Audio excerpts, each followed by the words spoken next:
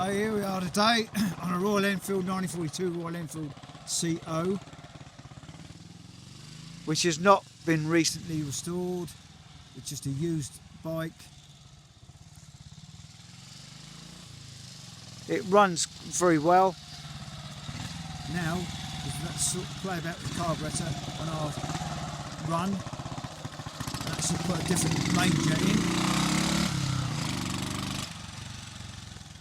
She's badged, whoops, I lost him then. She's badged to the Eastern Division, Home Counties division that protected the UK in war. Quite a lively little bike now. Made a big difference. All original tinware. Just replace the dynamo and the regulator, and it's got electronic ignition through a mag body, and it works very well. We're going to leave that. The next owner can play with that or change it if they want.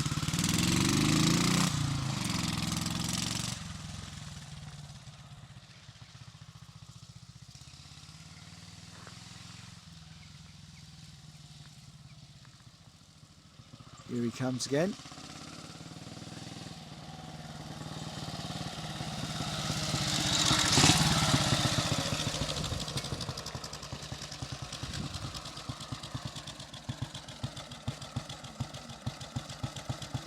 Took it over nicely.